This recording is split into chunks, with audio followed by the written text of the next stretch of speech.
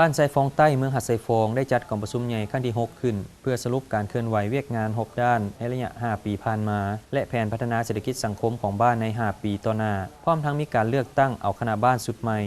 โดยการเข้าร่วมของท่านวงเดือนบุญยแสงเจ้าเมืองหัดไซฟองท่านเวียงทองศรีบุญนวงศ์หัวหน้าองค์การภายในเมืองมีพนักงานก่อสร้างหากฐานภาคส่วนที่เกี่ยวข้องและประชาชนเข้าร่วมอย่างพร้อมเพรียงในพิธีทานคำหมายศรีสวัสดิ์ในบ้านไซฟองใต้ได้รายงานเกี่ยวกับเวียกงานบริหารองค์การปกครองตลอดระยะ 5 ปีผ่านมาว่าได้ถือเอาการศึกษาอบรมการเมืองแนวคิดเป็นก๊กและนำเอาบรรดาแนวทางนโยบายมติคำสั่งของคันถึงมาเผยแพร่เสื่อมซึมให้ประชาชนได้รับรู้เข้าใจและมีความเชื่อมั่นต่อแนวทางนโยบายของพรรคและรัฐบาลพร้อมกันเชิดชูน้ำใจรักชาติรักระบอบประชาธิปไตยประชาชนมีคุณธาตุการเมืองมีความสามัคคีประกอบส่วนเข้าในการพัฒนาเศรษฐกิจสังคมของบ้านซึ่งเฮ็ดให้มีความสงบเป็นระเบียบเรียบร้อยโดยพื้นฐานได้สำเร็จการปรับปรุงองค์การปกครองบ้านตาม5หน่วยงานเอาใจใส่ปลุกระดมสุขยู่พ่อแม่ประชาชนสร้างเศรษฐกิจครอบครัวให้มีชีวิตการเป็นอยู่ดีขึ้นมีระบบโครงสร้างพื้นฐานคมนาคมสะดวกและมีหัวหน่วยธุรกิจบ้านคุ้มครอง17พื้นฐานพร้อมกันนั้นกองประชุมยังได้แจ้งรายชื่อผู้ที่ลงสมัครเลือกตั้งเป็นคณะบ้านสุดใหม่